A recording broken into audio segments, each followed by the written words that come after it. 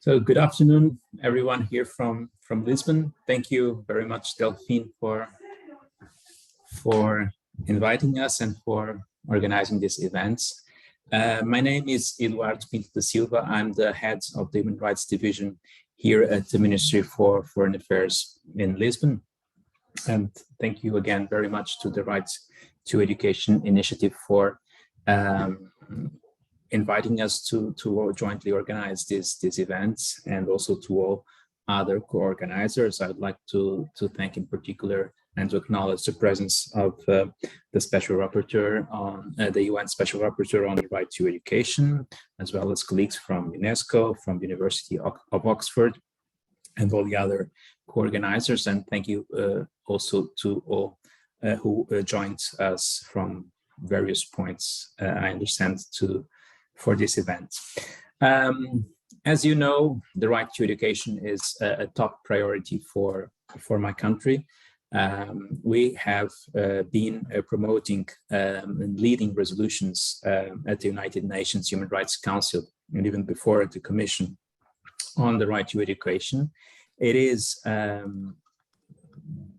was one of our resolutions which created the mandate of the Special Rapporteur on the right to education, and we continue very much committed on presenting strong and forward-looking resolutions on the right to education, renewing this mandate and addressing the most important, in our view, issues regarding the right to education. Also, as you may know, we will be presenting again in the March session of the Human Rights Council next year another resolution on the right to education, where, as always, we will be inspired by the topics of the reports and the recommendations made by the Special Rapporteur in the two previous years, so this year and in 2021. We are also very pleased with the topic of this event and on joining this event on early childhood care and education. And it's really good that this momentum is being built around this important issue. It is very important that we start discussing it and giving it more attention. And in our understanding, the purpose of this event and its value is exactly to make us all understand better what are the obligations emanating from international human rights law on states regarding the obligation to provide a universal and free early childhood education and care. We understand there are some divergence or many views around this issue, so it's important that we gather here together to discuss precisely this issue. In our view, this is a right which emanates clearly from the right to education, which is foreseen in both the International Covenant on Economic, Social, and Cultural Rights and on the Convention on the Rights of the Child. And it's, of course, very important that states that there is enough political will for states to implement this right and grant universal access. It's also true that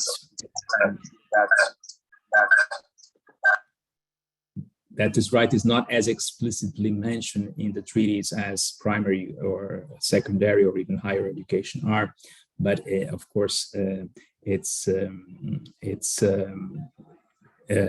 important, therefore, that we discuss the issues here. And then these were my points. Just to conclude by saying that Portugal, with the current legal framework, with the current status, has been doing lots of efforts in order to grant universal access to early childhood care and education to our children. I'm very pleased that we will be listening now to Ms. Sonia Almeida. She is the Portuguese coordinator of the European Child Guarantee. As you know, a European recommendation was adopted in June last year with the aim to guarantee access of children in need to a set of key services. And Ms. Sonia Almeida has been working in the previous years with our Ministry for Labor, Solidarity and Social Security. And I'm very happy that she's with us now, and then I can hand over the floor to her if you allow. Thank you, Eduardo. Good afternoon to everyone. Thank you for organizing this event on such an important topic. Early childhood care and education should be the basis of all education systems. It keeps children safe and healthy and gives them a solid foundation for their future. I will address the Child Guarantee, an instrument created at European level with a view to ensuring that every child has access to the most basic needs of rights, namely healthcare and education. In 2017, it was proclaimed the European Pillar of Social Rights, which sets out 20 principles to promote the proper functioning and equity of labor markets and social protection systems. The 11th principle provides the right of children to have access to a good quality early childhood education and care services, protection against poverty, and specific measures to promote equal opportunities for children from disadvantaged backgrounds. The Child Guarantee enforces the 11th principle of the European Pillar of Social Rights. It is the first political instrument at European Union level that places children at the center of the European political agenda for the common objective of breaking the intergenerational cycle of poverty. It aims the allocation of research and policy making around common strategic objective of guaranteeing equal access to a range of services.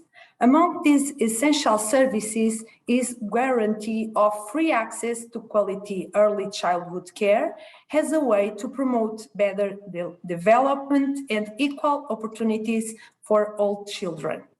All international data points out that early childhood education offers the highest return on investment of all education subsectors.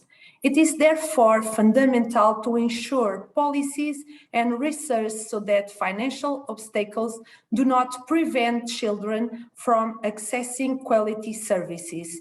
We know that the poorest children have been disproportionately excluded from early childhood care responses, even through their special positive impact on this group of children.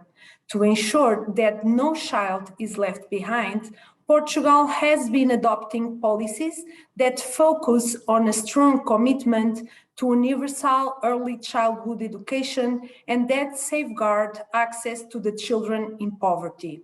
Here, I want to highlight an important investment to increasing the capacity of this response that allowed Portugal to reach and surpass the European benchmark defined by the Barcelona targets, and the recent implementation of free and universal access to kindergartens to all children up to 1 year of age. Until 2024, this measure will be progressively extended up to 3 years of age. Finally, I would like to underline some of the expected effects and benefits which the implementation of such public policies initiatives in Portugal. First, the promotion and free and effective access to early childhood care enhances integration and active participation in the labor market of the children's fathers and mothers within the framework of conciliation between personal, family, and professional life. This has particularly positive effects on the integration of women in the labor market. Second, these responses have also relevant benefits and impact on children from families in poverty. Besides their parents' labor market integration, have proven to be essential for children's development, enhancing their well-being. Third, the promotion of free access based on an assumption of universality enables effective equal rights and opportunities for all children in accessing early childhood care. My apologies, but due to another appointment, I will have to leave meanwhile. So please, if you want to ask me any questions, I would appreciate if you could send them, and I will answer all of them as soon as possible. Thank you very much. Many thanks, Sonia Almeida, for being with us this afternoon, taking the time to raise this important issue around pre-primary education and the right to pre-primary education, and sharing with us all the efforts you are doing at the moment in Portugal, and as Eduardo underlining in introduction, like all the efforts you are doing in Geneva as well, like to advance the right to education. So thank you for being with us and offering your time for additional question. Actually, that's really grateful. Thank you. So now, having heard from Portugal and their policies around early childhood care education, we are going to turn to a discussion around the right to early childhood care education so far in international law with different speakers. And we will start with Rajakumari Mikael Sami, which is one of our colleagues at the Right to Education Initiative. She's a human rights professional with over 15 years of experience in various aspects of human rights, including human rights education, research, monitoring, training, and advocacy. She's based in India, and she's I've been involved particularly on early childhood care education, and she's with us since February 2021. And she's going to talk about research she conducted around all the reports done by UN Special Rapporteur over the years and how they cover the issue on ECCE. So Raji, over to you. Thank you, Delphine. Hello, everyone. Thank you for joining us today, and thank you for giving me this opportunity to share our views with you on the occasion of the presentation of the UN Special Rapporteur's report on early childhood care and education. I'm here to summarize some of the ECCE related content from the reports of former UN Special Rapporteurs on the right to education that was published between 1999 to 2021, with the aim of understanding the different dimensions of ECCE referred both in the thematic and country visit reports and collate them together for a wider application. We at RTE have done an analysis of those reports. Most of the key aspects reflected in these key reports are very relevant till date, and we see a lot of synchronizing with the recent report presented by the Special Rapporteur on ECCE. We have gone through nearly 31 thematic reports and 29 country visit reports. Out of the 31 thematic reports analyzed, we noted that ECCE was referred in 68% of the reports, especially in reports that focus on education rights of the marginalized communities. We also noticed that ECCE was referred more frequently in country visit reports and with specific and concrete recommendations.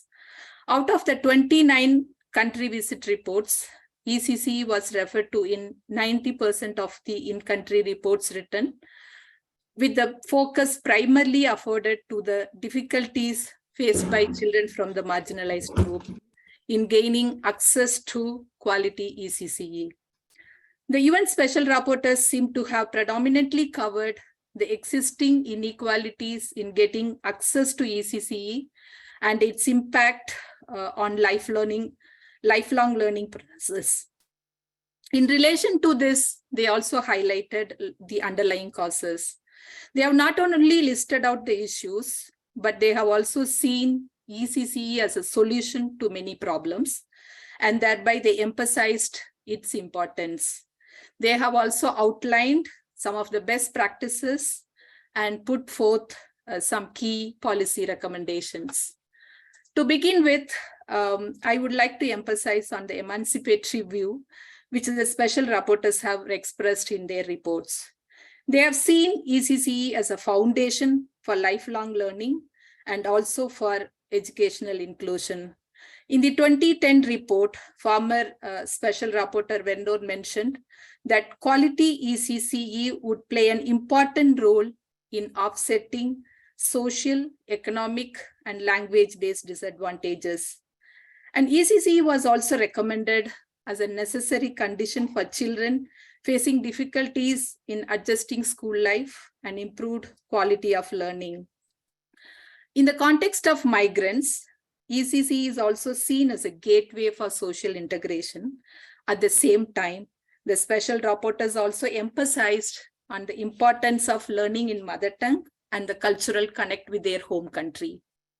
Since most of the reports covered the issues of here, I would like to present some of the concerns and challenges they present.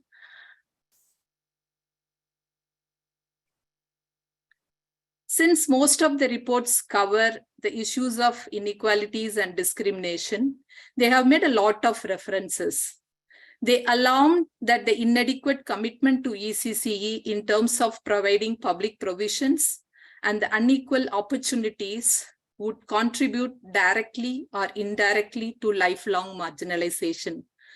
While most of the reports provide concrete examples of how exclusion begins at the early years, they also highlighted some of the best practices on how states address exclusion. For example, in Burkina Faso, ECCE programs provided by the government to Malian refugees are linked with income workshops for female refugees. Additionally, the curricula are altered and the teachers familiar with the language and culture of Mali are hired. Similarly, in Mongolia, efforts are made to reach out rural and nomadic communities through mobile kindergartens. Among the various reasons highlighted, the lack of public provision and the privatization of pre-primary education seems to be one of the main drivers of exclusion for children from the disadvantaged communities. This is reflected in at least 17 of the country visit reports. And in terms of financing, the special rapporteurs have expressed three main concerns.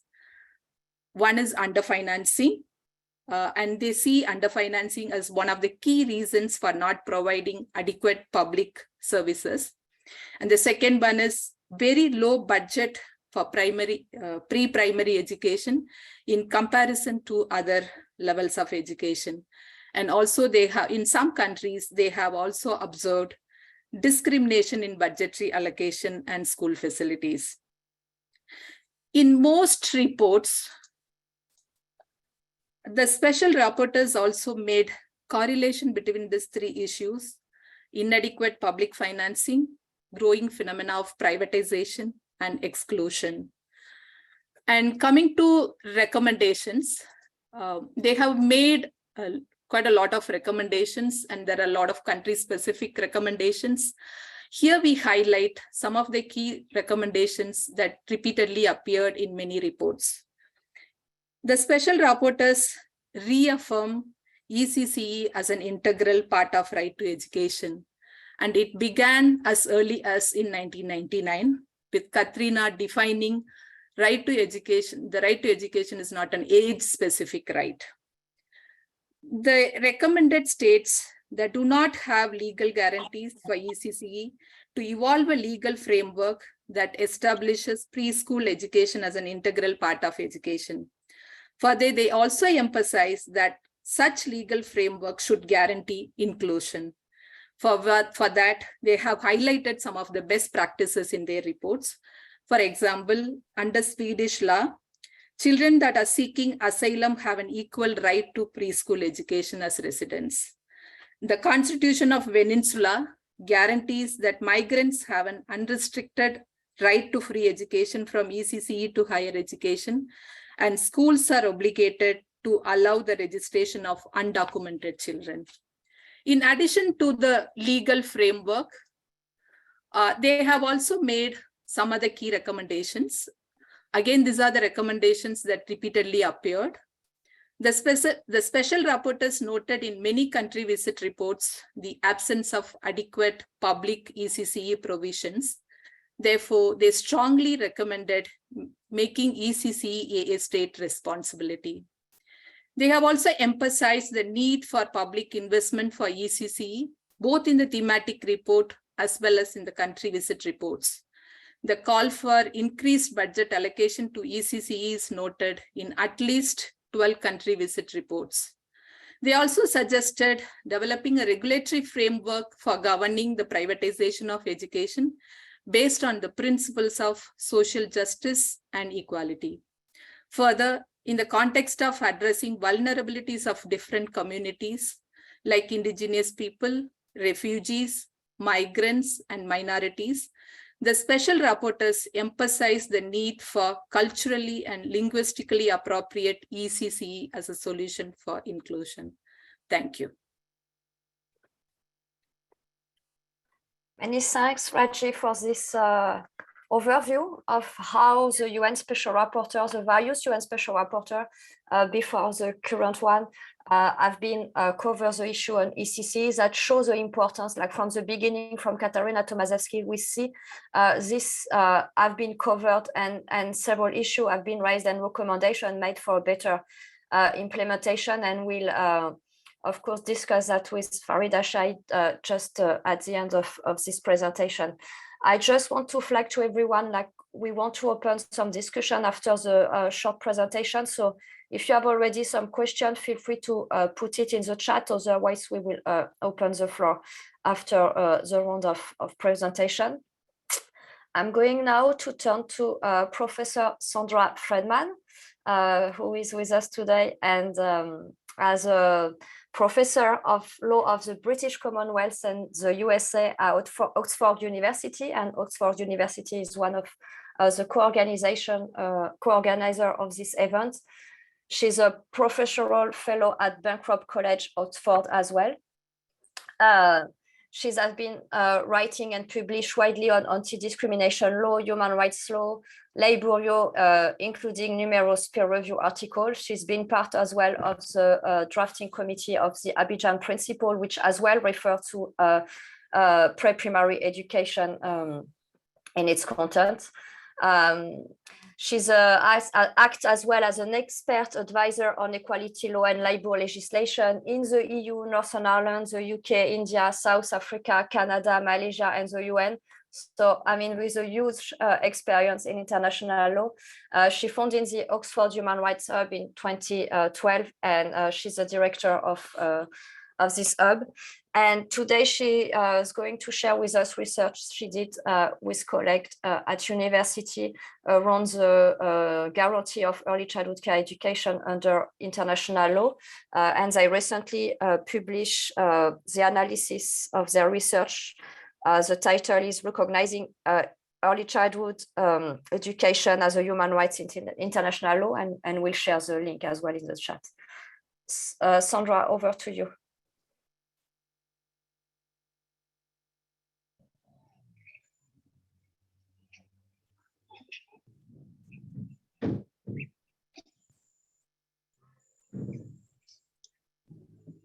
Hello, everyone. It is wonderful to be here. I'm just going to try and make, yeah, there we go.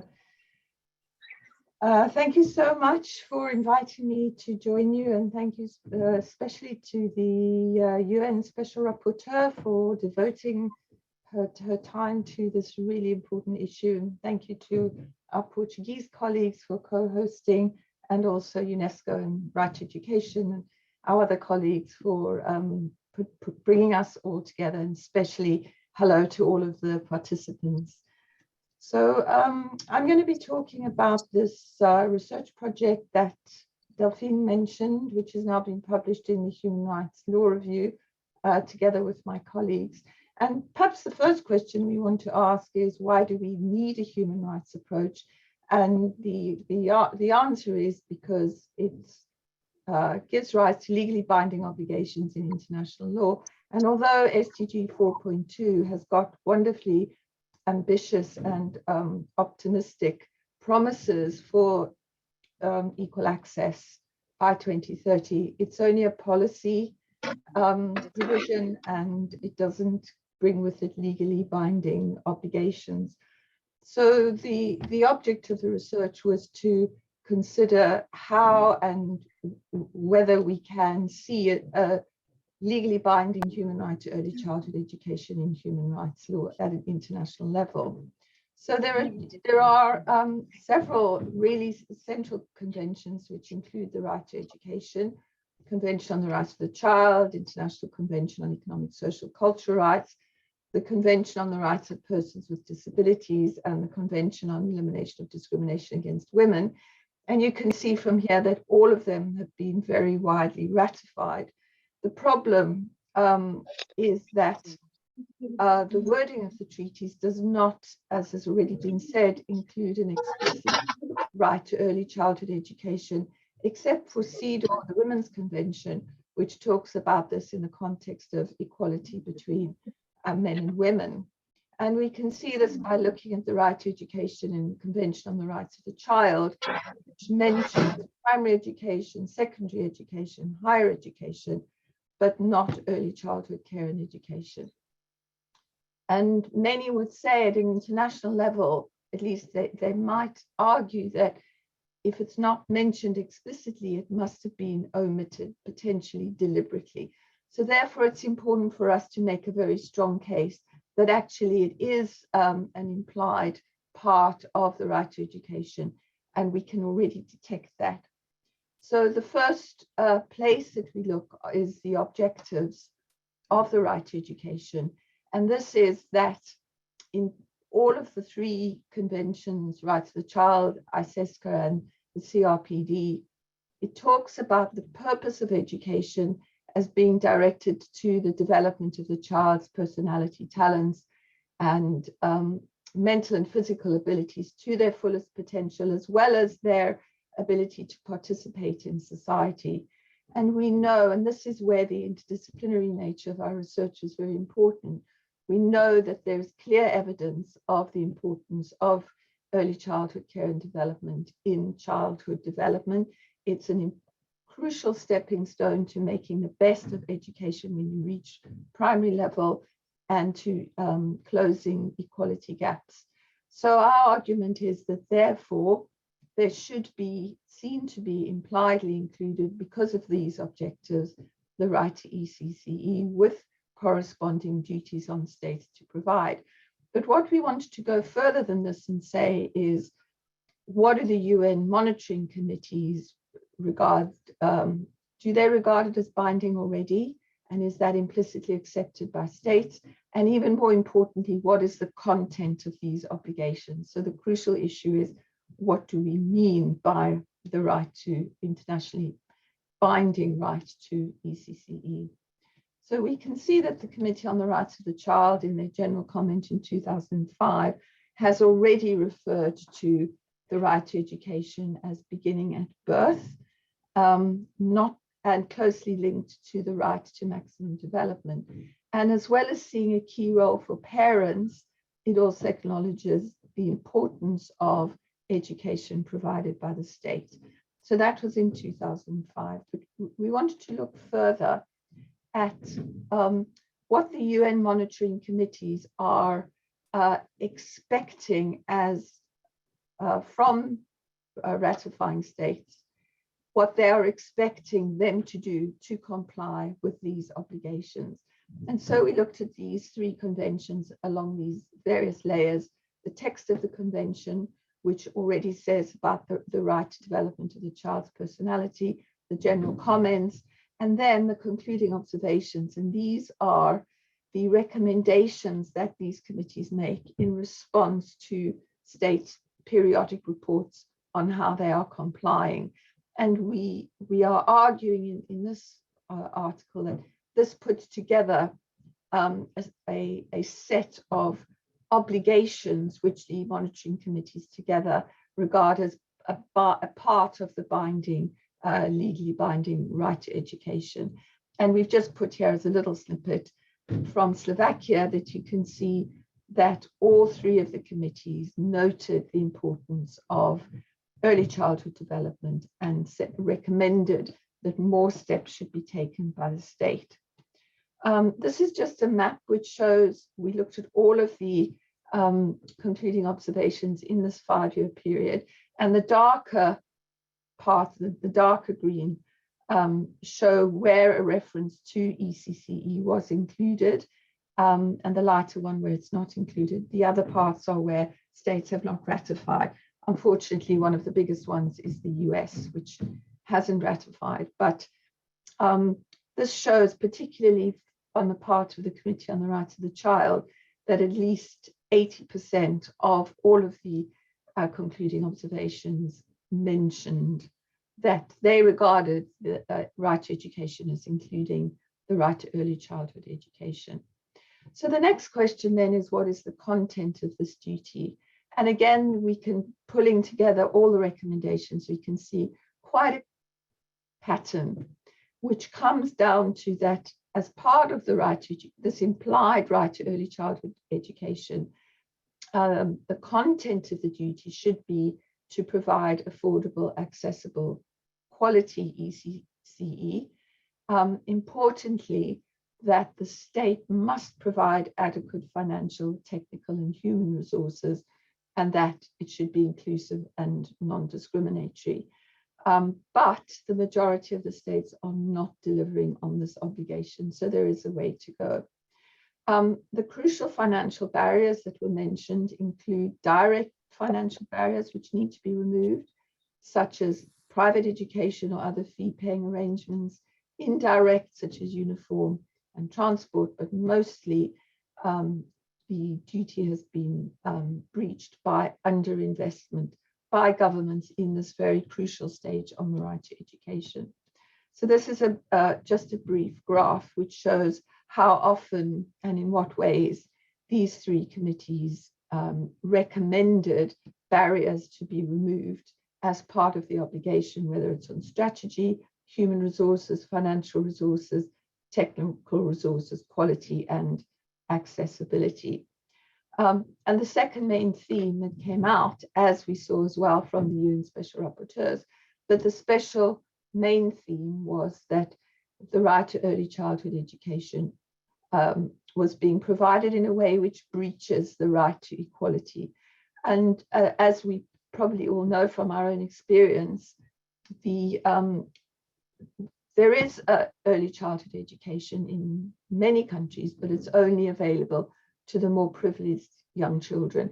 And therefore, one of the most serious breaches is the lack of extension of this right to less privileged young children, whether they are from marginal groups, whether they are living in poverty, and so on. And at least in 73% of the Committee on the Rights of the Child's concluding observation, this point was mentioned.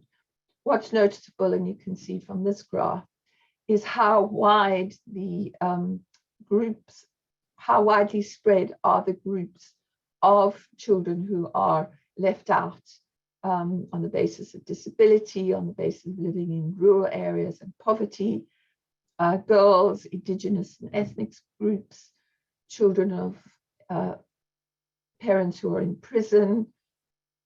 We also included private education because it has the effect of excluding so many refugees and migrants, etc.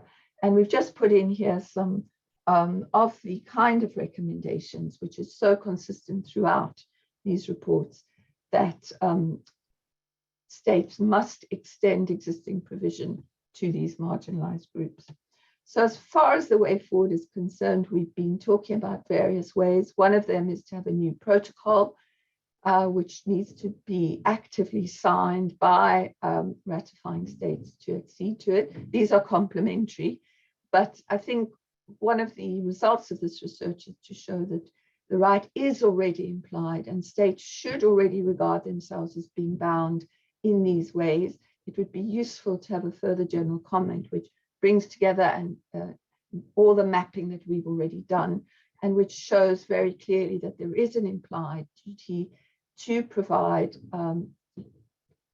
early childhood education, which is affordable, accessible, of good quality, and non-discriminatory. So thank you very much, and I'll stop there. Many thanks, Sandy, for this presentation that remind us like this right is already guaranteed under international law and that states must implement it.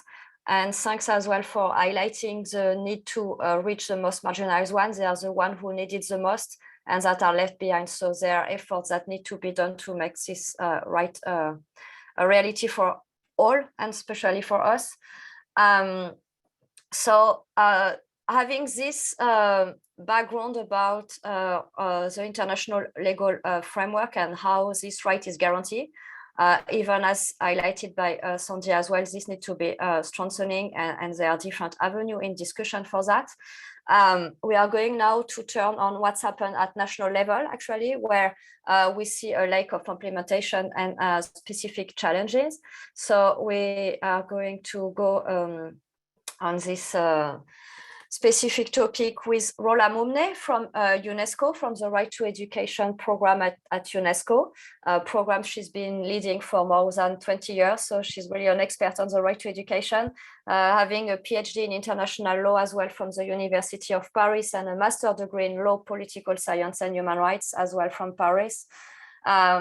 She's, as I said, an expert on the right to education. She's been responsible for activities mainly related to the monitoring of the implementation of the right to education at international and national level, and the development of legal and policy framework in this area through technical support to country, policy advice and guidance, policy research, and capacity development and advocacy. UNESCO have done a research recently on the implementation of the right to pre-primary at a national level, and Rola is going to give us an overview of that. So Rola, over to you. Thank you very much, Delphine.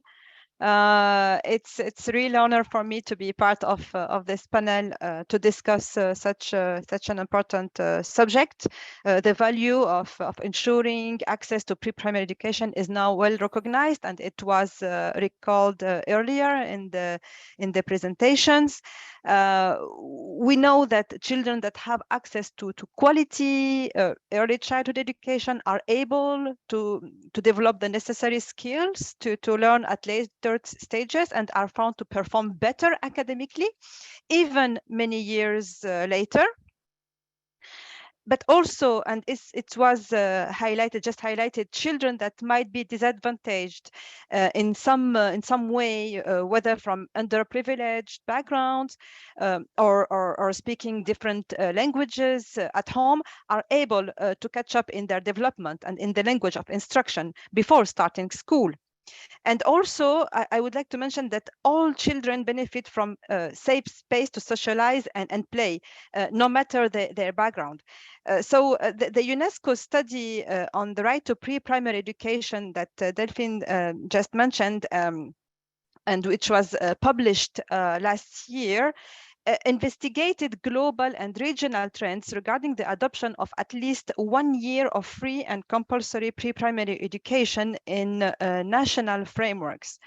And the findings of the study were clear.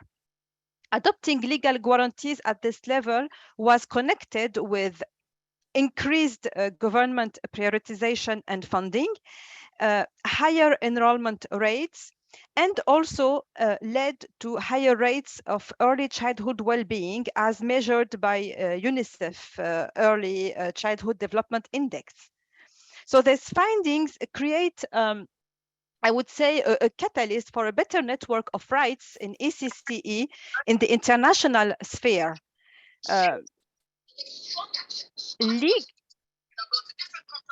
Legal protection ensures better protection from the prenatal period to infancy and into early childhood for services and programs of health, care, and education that target both parents and their children, and bring attention also to the quality training, remuneration, and support needed for ECCE professionals. With this backdrop in mind, UNESCO launched an initiative on the evolving right to education, which is currently investigating several areas that might require strengthening in line of in line of the 21st century's trends, norms, and realities and challenges. Although SDG 4 has built momentum behind the implementation of at least 1 year of free and compulsory pre-primary education. This goal is not legally binding, and it was recalled, and there is still lack of clarity in international law as to the obligation and entitlements that exist in early childhood education. The 2021 UNESCO study found that there were just 63 countries that had adopted free pre-primary education in their laws, while 51 countries have adopted pre-primary education as compulsory level, and 46 countries have adopted this level as free and compulsory. Free pre-primary education is absolutely vital to its accessibility, especially for low-income families. The compulsory status of pre-primary education ensures that children from all backgrounds start school on an equal footing, but also held government accountable to their commitment to ensure widespread access, even in the most, I would say, hard to reach areas. Creating an enforceable right to pre-primary education in the international framework, or strengthen the implementation of this framework, would lead to stronger legal guarantees in national frameworks, in turn ensuring continuity and security in terms of governance and financing.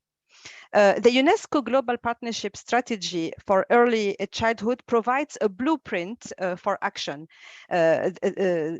The strategy, developed through a broad multi-stakeholder collaboration, outlines key strategies to successfully harness support to develop well-designed ECCE policies and programs in countries.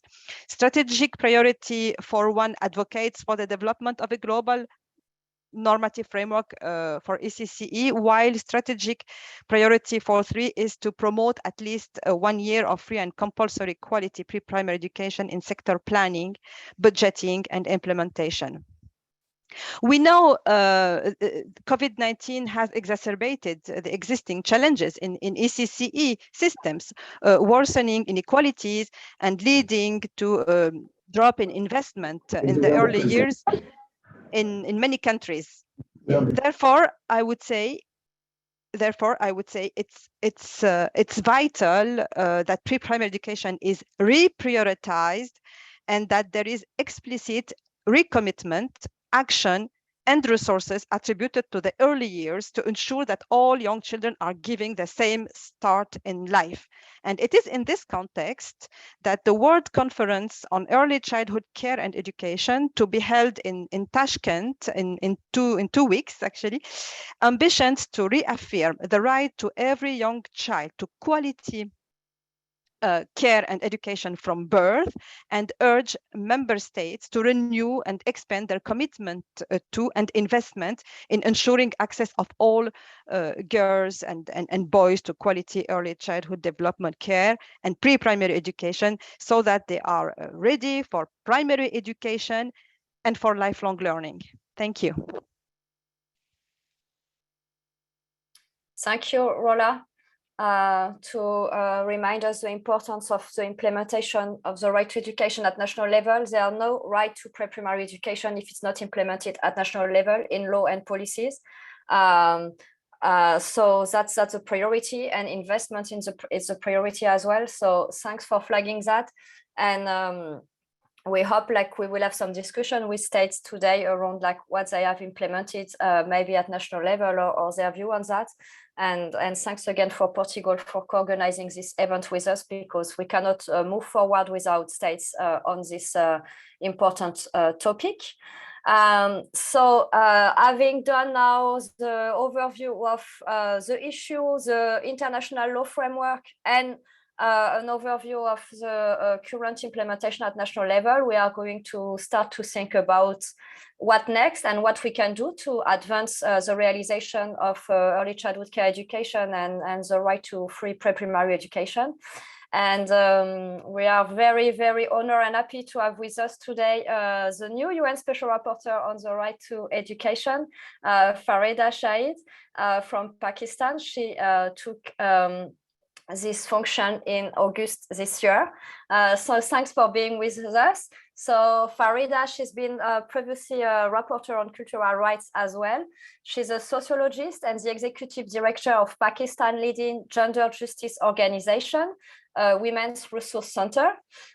She's also an independent expert and consultant to numerous UN international and bilateral development agency and the government of Pakistan. So she knows as well about the national implementation as well as civil society initiative.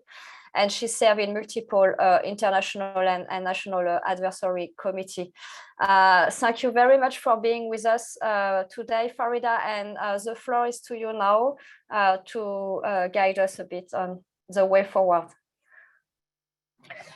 So thank you so much. Good morning, afternoon, evening, everyone, wherever you are.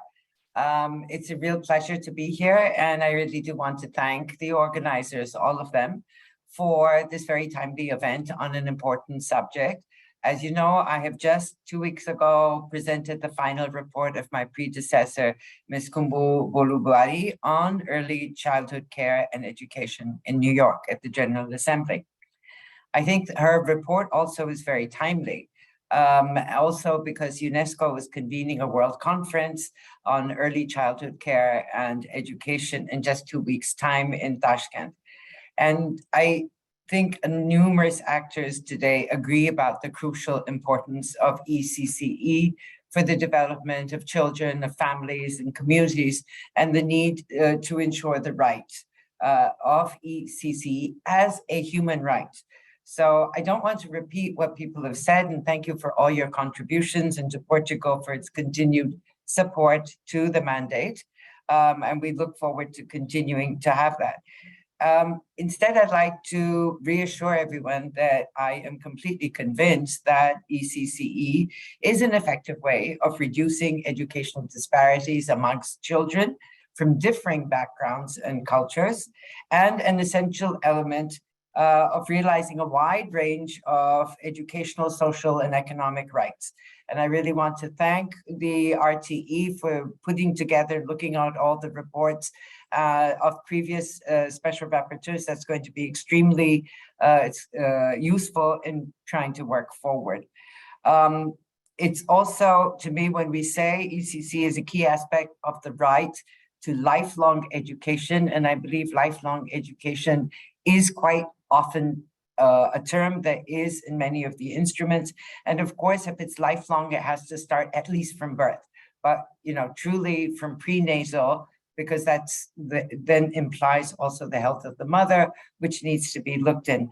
And I think perhaps Sandra, Professor Feldman, and her colleagues and others may want to look into that aspect of it, of the lifelong education. So if you say lifelong education, what does it really mean? And to UNESCO, thank you for pointing out the prenatal aspect, which I think needs to be taken into consideration.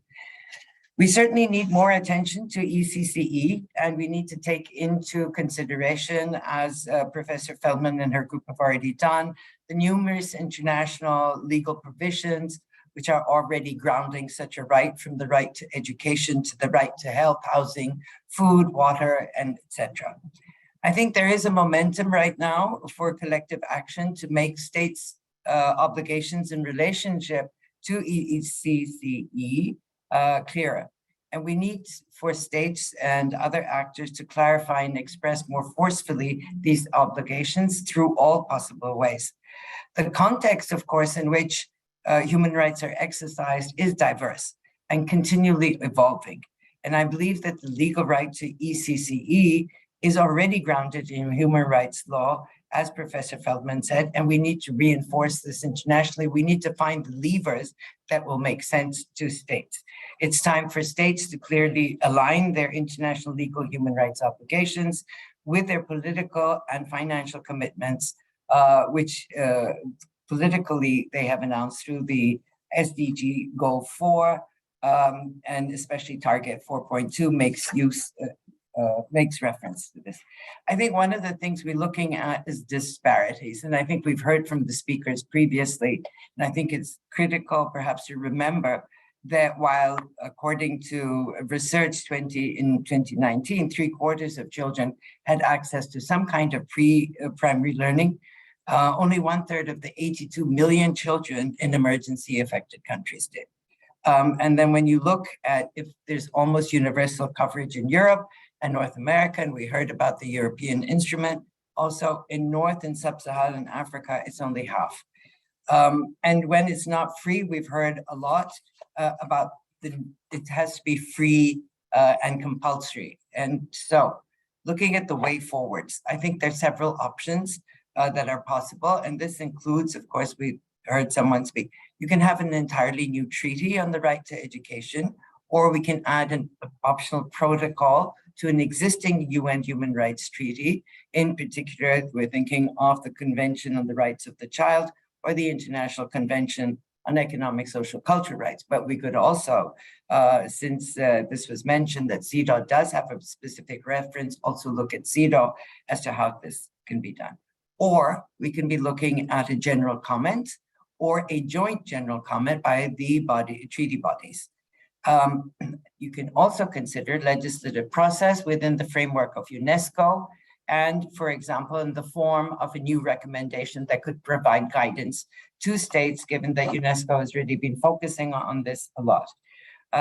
All these options have advantages and disadvantages, but I would say none of them are mutually exclusive. I think we have to look at the different possibilities and work with them together to see what is gaining traction and perhaps bring them together in a while. I think they should be thoroughly discussed with the participation of experts, civil society, organizations at the international, national, and local levels, and also take into account other possible aspects of an evolving right to education. So let me say a few words of caution. I know some have already been said, but I still want to add some more. Our objective is to make explicit and clearer states' obligations that are already either implicit in international human rights laws or scattered across various provisions. And we must always remember that ECCE is already a human right under international law. And for example, Article 13 of the Economic, Social, Cultural Rights Covenant says that everyone has the right to education. Now, where is everyone? If you look at everyone and lifelong, those two elements need to come together for pre-primary education.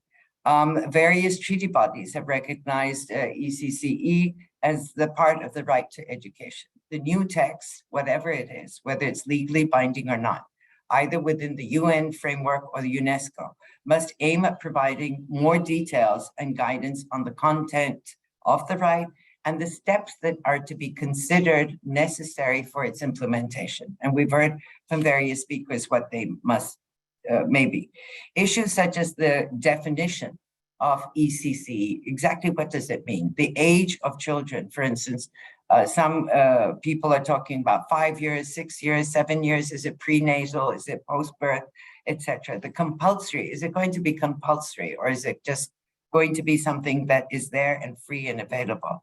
And in this also the role of families and the kind of support they should receive, amongst others. These are amongst some of the crucial issues which I think need to be discussed thoroughly with a human rights perspective, building on the already numerous recommendations of treaty bodies. And attention must also be paid to those who may be particularly marginalized. And I know some of the speakers have already said it, but marginalized, vulnerable, at high risk of exclusion, such as those affected by conflict, those affected by natural disasters, those living with disabilities, those who are from poor economic backgrounds or being nomadic. So there are various aspects. And I recommend, of course, like others have, that the human rights approach must be applied with the 4 A's, which is the availability, accessibility, adaptability, and acceptability. Sorry, did I miss one? Availability, accessibility, adaptability, and accessibility. Anyway, importantly, I think the right to early childhood care and education should be, as others have said, a state responsibility. And we have seen that states are not fulfilling this, which should provide quality-free and inclusive ECCE with adequate financial, technical, and human resources. And also, as has been highlighted, that other special rapporteurs have also emphasized the need for a regulatory framework for privatization, for public investment in the intercultural approach. Perhaps because of being the former rapporteur for cultural rights, I do want to emphasize the importance of reflecting and making the most use of cultural diversity, which is a fundamental characteristic of all contemporary societies, and at all levels of the education system, including at the pre-primary, whether this is formal or an informal thing. And I think the mother tongue education is especially crucial at this early stage, which all educationists will tell you about. Another important challenge is to ensure the indivisibility of rights that all constitute the right to early childhood care and education. That includes education, but also health, housing, water, food, and the right of children to pursue their own developments, which has been referred to earlier. And this reflects the multi-sectoral needs of children and their caregivers. And we need to remember also in devising the way forward that the caregivers may be parents, they may be grandparents, other relatives, neighbors, other people. And we must also bear in mind that when we put this forward, teachers typically do not have the skill set necessary to do this early childhood care. And so there would be teaching and retraining involved. At the country level, a multi-sectoral approach is necessary. This is also already true of the levels of primary and secondary education, and even more crucial at the pre-primary level. And this has been emphasized by previous special rapporteurs, as your report has said. Finally, in moving forward, I just want to stress an important cornerstone for moving forward, I do think, is my predecessor's report on the topic, which has numerous recommendations, including the call for countries to integrate and implement national lifelong learning frameworks into their educational system, because without formal laws and policies, the right to education cannot be easily enforced, and the uneven delivery of educational opportunities, as we've said, only exacerbates inequalities. And the second crucial recommendation is for all actors to engage in consultations to identify and codify a rights-based approach to early childhood care and education. And this requires a collective effort by international and national organizations, governments and citizens, and ultimately parents and children, so that we can find a collective way forward which ensures that everyone has the right to participate and benefit from early childhood care and education. And I do think that this event is part of that process, as will be the UNESCO's World Conference, which is happening very soon. So congratulations to all of you. And I do think, like the book that Professor Feldman has written, will be an important reference point also as UNESCO studies, as the study by RTE. Thank you, everyone. Sorry you're having problems. Many thanks, Farida, for this very good, I think, summary and overview of the challenge we face with ECCE and the need for collective thoughts around how we can advance a better implementation of early childhood care education at international level, and at national level. So the organizations that are co-organizing these events alongside Portugal and the UN Special Rapporteur. So you've seen on the panel today, Sandy with the University of Oxford, of course, us Right to Education Initiative, UNESCO, but we are also working closely with OMEP, the Latin American Campaign for the Right to Education, and Human Rights Watch.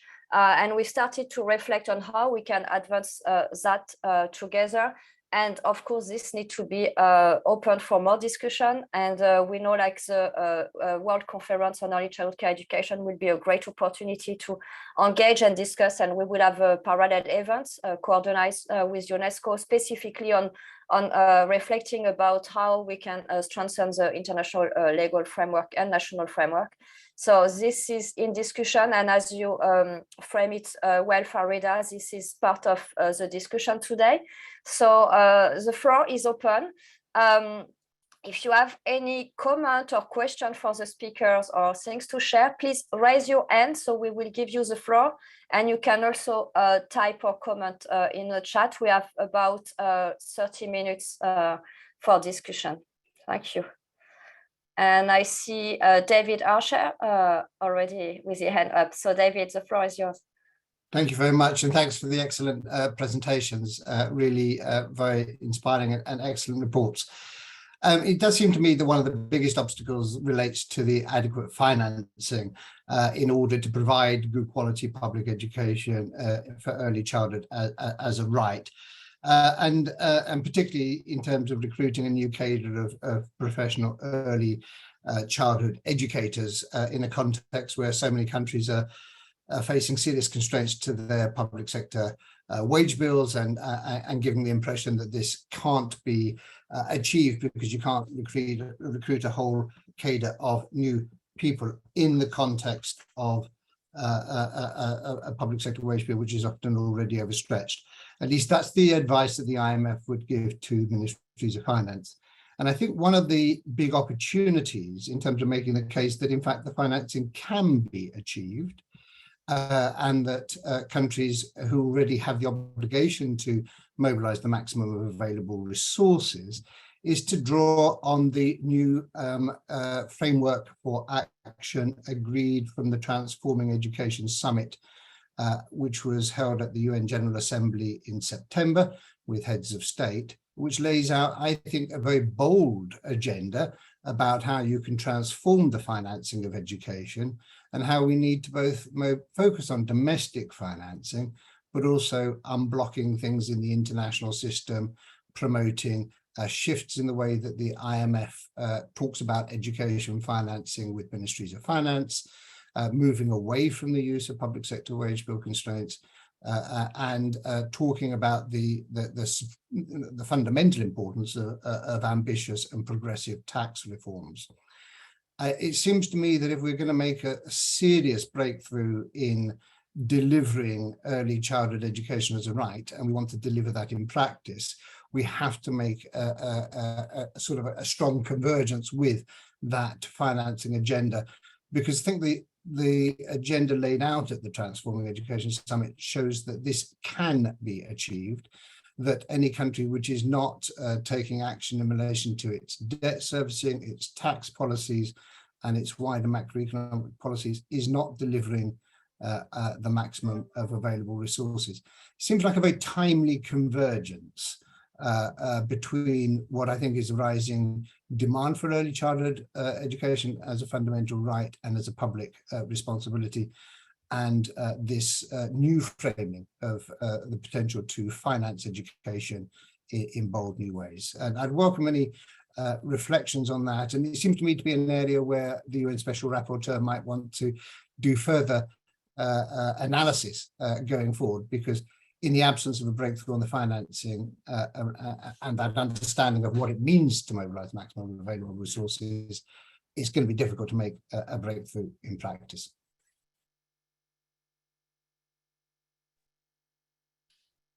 Thank you, David. Is there any comments? I think like Thanks, David, for flagging the importance of financing. There are no realization of the right to education with appropriate financing, and states have the obligation to make all the effort possible to realize the right to education. And we know everything starts at birth and in pre-primary education. So all investment in pre-primary education will have a return investment in other level of education and even through life. So, and this have been highlighted in the report of the UN Special Rapporteur in other reports. So thanks for flagging that. I think this is the heart of what we need to achieve to realize the right to education. So can I just say, thank you, David. The financing is an area that we are interested in. We will be pursuing as the mandate as we move forward. So on this, as well as all the different areas, but the whole area of financing and privatization, and what does it really mean, is a subject which is of interest to us. Any help we can get in that, we're very happy to receive. As you know, we don't have finances ourselves, so we're sort of working voluntarily, and we need all the help we can get from all our friends. So thank you. Thank you, Farida. Good to know. The UN Special Rapporteur is on board on these issues. That's super important. Thanks for stating that. Sandra, I see your hand up. Yes, I just wanted to make a couple of brief comments on that. The one is that some of my colleagues did a very interesting report, they're economists, on what they call the cost of doing nothing. So I think one of the emphases, which is actually quite important, both from a point of view of rigorousness, but also in terms of advocacy, is to make the point that it's not a question that if you do nothing, it's not itself costly. So the cost of doing nothing should also be brought in. And because of COVID and the closure of nurseries, they were able to kind of measure the cost of nurseries that were closed. So that was the cost of doing nothing. But on the other hand, I think it's also important. The second thing I want to say was that I agree that it's very important to emphasize from an instrumental perspective, that by, as it were, investing in young children, you will improve their life chances and improve GDP and all the other things. I would also like to hold out for education as a right in itself. And regardless of the kind of return on investment side, we should still push for it being important in its own right. And the third thing I wanted to say was to have a kind of joined up approach in a way with the big emphasis that's happening, say, from the ILO and others on care, because the inclusion of women in the workforce brings to the front the importance of childcare, but childcare should not only be seen as a women's right, but also important from the point of view of the children, that it's not just custodial, but should include quality education. And the ILO's report on care has done some really interesting costing of the provision of a kind of long-term care for older people and for children. But what we need to do is to bring in early childhood care and education in together when we're talking about financing. So thank you. Thank you, Sandra. I see next Peter Colenso has the hands up. So Peter, the floor is yours. Thank you very much. And thanks to presenters for excellent presentations. I also want to congratulate David for driving a really transformative agenda on education financing at the summit, related to debt relief, related to increased domestic financing, including for ECCE. I think it was really revolutionary. But where I differ a bit, and differ a bit from some of what I've heard today, is the implication that increased public budgets, which are very necessary, must go to public provision.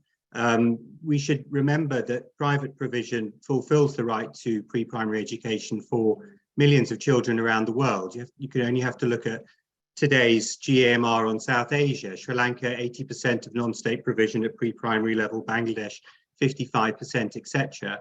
I don't want to pretend that private provision is without risks to equity. It has very significant risk to equity, but it seems to me that every time in these fora I hear about private provision, I hear about privatization, implying that it's bad and implying that services must be provided through the private sector. I don't think that's necessarily the case. I was in Johannesburg 2 weeks ago visiting short start centres, 7,000 of them in Johannesburg alone, where women entrepreneurs in low-income communities are supported by Short Start to provide services and provided resources, and these are inspected by the government. It's not publicly provided, it's very low cost, and it's very good quality. So I would like the human rights community to move away from a solely negative framing of private provision as privatization and bad, which is what I think we often hear. Again, it's not to trivialize the very real risk to equity that private provision can constitute,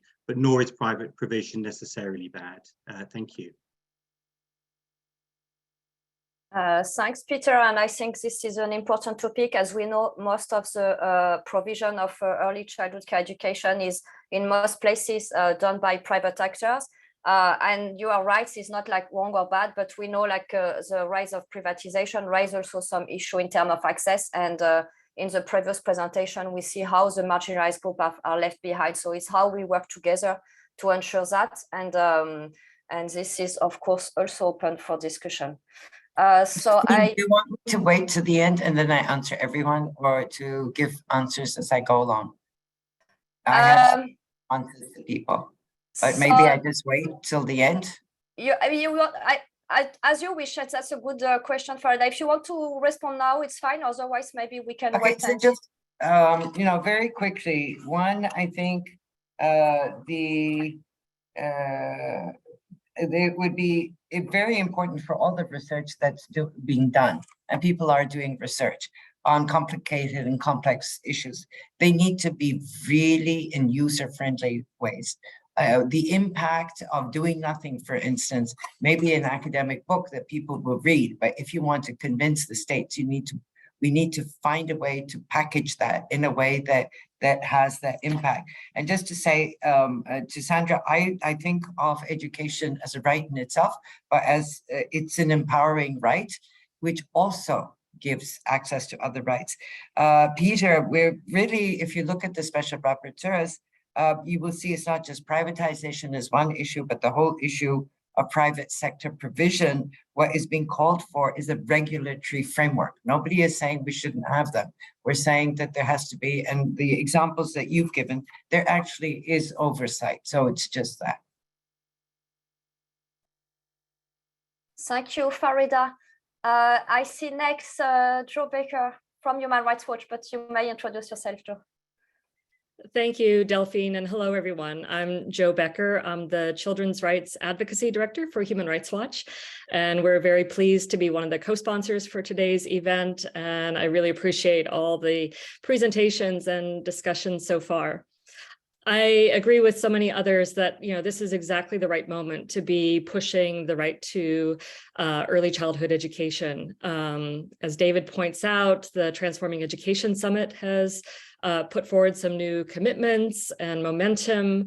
Of course, we have the commitments that are in the SDGs and the impact of COVID and the obvious need right now for new investments and ambitious steps forward on the right to education. Ms. Shaheed outlined several routes forward, and I appreciate the fact that she emphasized that many of these are complementary and they're not mutually exclusive. One of the ones that she mentioned was an optional protocol to the Convention on the Rights of the Child to explicitly enshrine the right to pre-primary. This is something that Human Rights Watch is very interested in. We've been engaging in consultations on this possibility with various experts, partners, and member states for almost a year now.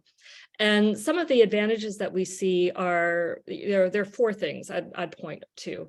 One is it's clear that all children do have the right to education under international law, but we believe that there is real value in making it very explicit that that includes the right to free pre-primary education. We're sort of 7 years from the 2030 timeline for the SDGs, and it's clear that many states are not going to meet their commitments. But we believe that having these political commitments, that countries having made these political commitments creates a real foundation for pushing them to go one step further and make them into binding legal obligations. The third point is that we've seen the power of new international law as a mobilizer to really push states to reevaluate their policies, their legislation, and really accelerate their efforts to achieve early childhood education. And as we've been consulting over the last few months, we've met with over 30 member states from very diverse parts of the world and have actually been really encouraged by how positive they are about this possibility of strengthening international law through a new instrument. They see this as an issue that really has potential to build consensus. It's a positive agenda. And so we really welcome further dialogue with folks on this call to think about whether we can continue to push this option further. My colleague Bede Shepherd is on the call. He and I will both be in Tashkent, and we look forward to seeing many of you there. Thank you, Delphine. Thanks, Jo. Yes, an important initiative led by Human Rights Watch. So thanks for flagging as one of the avenues for strengthening the right to pre-primary education. I see Mercedes Mayol from OMEP as well. You have the floor, Mercedes. You have disappeared. Sorry. Now, first of all, I am very grateful with all the panelists. It is an amazing session and very useful for us in order to go very ready to Tashkent. And to push our ideas and the protection and the promotion of the right of education.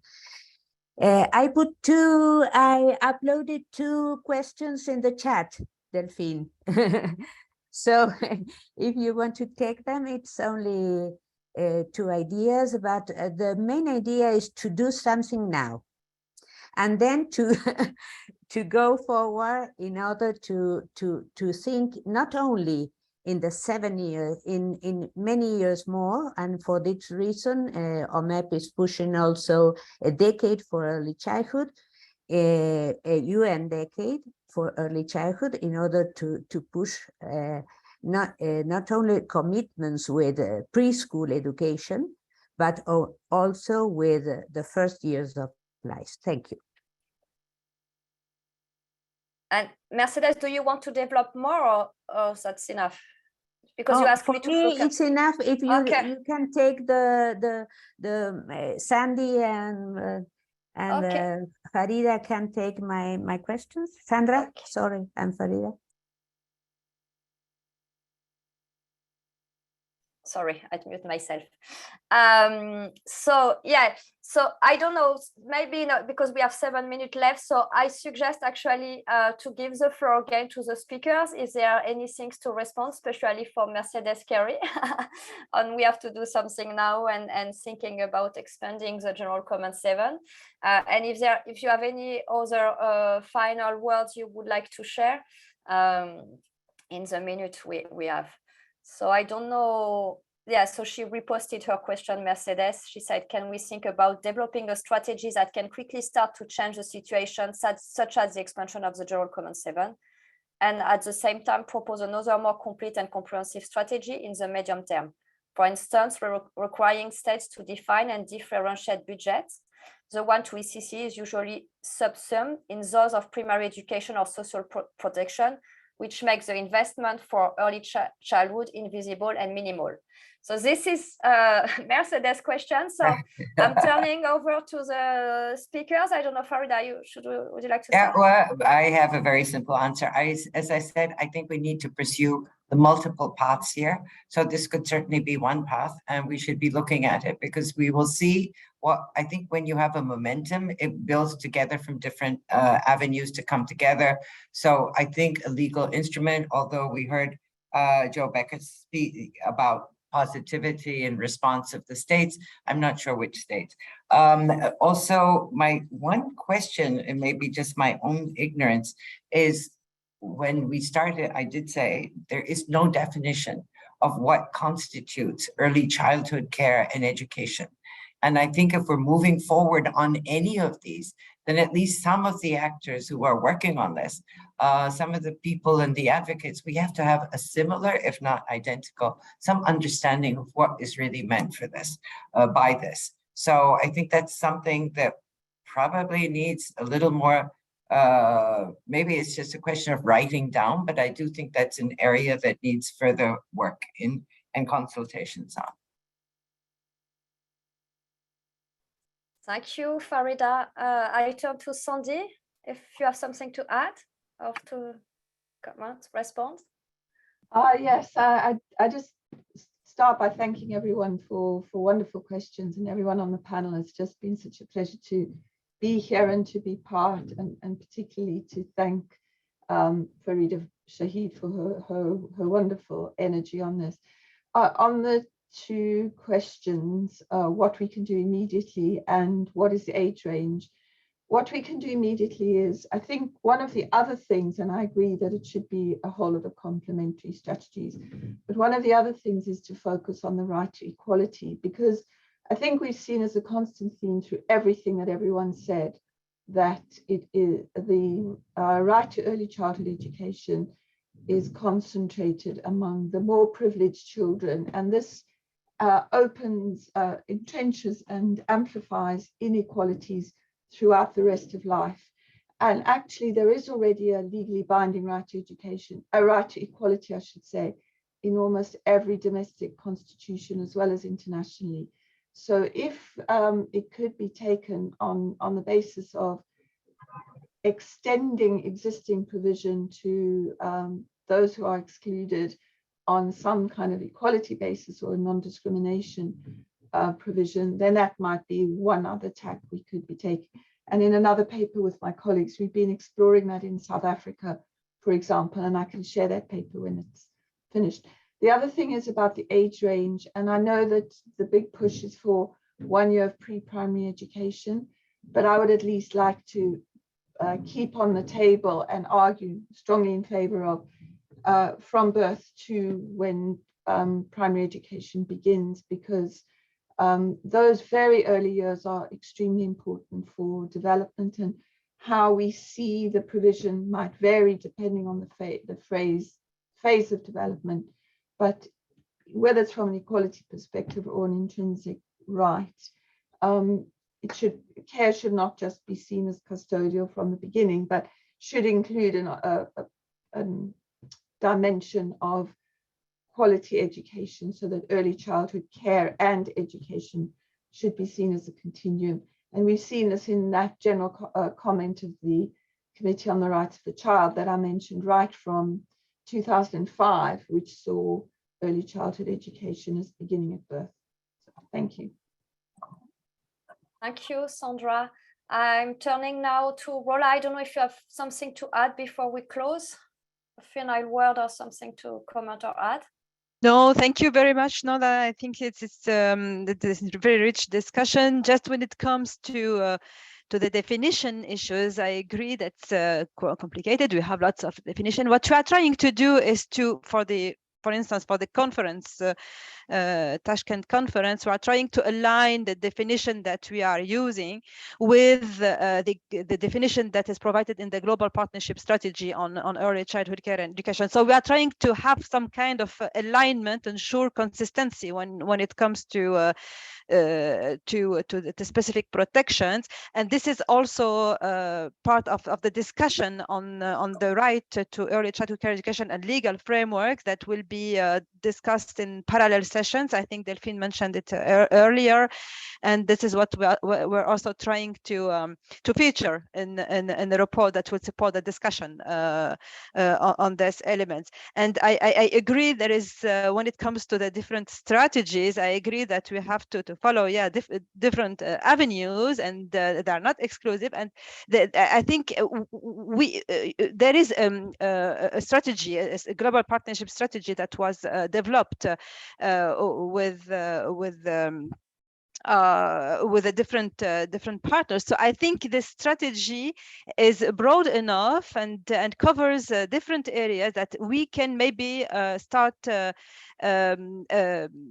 following, and also this issue of okay, the modalities when it comes to how to ensure further protection of early childhood care and education, we can package it. We can frame it under the overall reflection on how the new challenges, the new realities today, what are the new needs, and how this legal framework can be further strengthened at national level. It could be through reinforcement and development of at international framework, but we have also to even if it's not specifically guaranteed in international legal framework, we have to also to keep in mind that we have protection, we have concrete protections in the international legal frameworks, and the challenge today is to make sure that there's legal obligations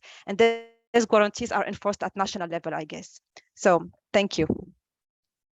Thank you, Rola. I know it's time, but I want to give the opportunity for Raji to add a word and give the final word to Eduardo. So Raji, do you have something you would like to add before we close? Yeah, thanks, Delphine. Just quickly, I just want to say one thing in terms of the public versus private provisions. And we have seen the reality, and what is required is that what is ensured is the children's right to free and quality education. That's it. Thank you.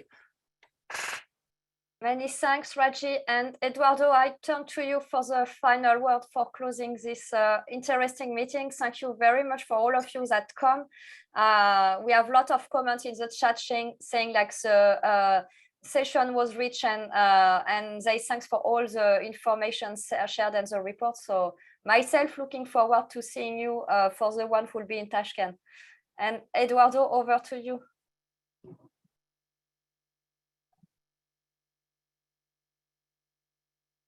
If you are still there. I thought. He's maybe, there. No, maybe you have, yeah, he may have to leave. I can see his picture, but no sound. Okay. So he may have to leave.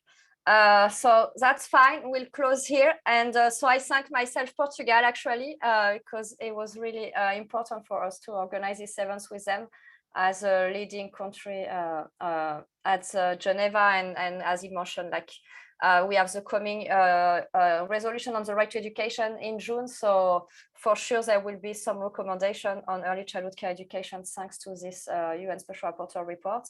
So again, thank you very much for all of you. I know there are a lot of questions in the chat to follow up and response. Eduardo, I think you are here. Do you want to say a final word?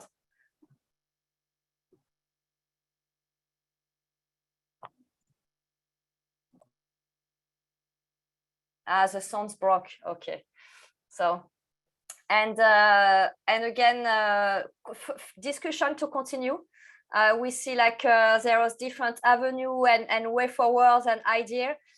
So next steps will be in Tashkent, and there are more avenues, not only Tashkent. I mean, I think discussion should happen in different way with various fora and involving as many people as possible. So thanks for all of you. Thanks, Sandra Feldman, Farida Shaheed, Rola Mumne, Raji, my colleagues, and all the organization co-organizing these events. We have OMEP, CLADE, Human Rights Watch, and of course the mandate of the UN Special Rapporteur together with Portugal. Thank you, and let's continue the discussion for better implementation and realization of the right of the youngest. Have a nice end of the day. Bye-bye. Bye. Thank you. Bye-bye. Thank you. Bye-bye. Thank you. Bye. Goodbye. Thank you. Goodbye.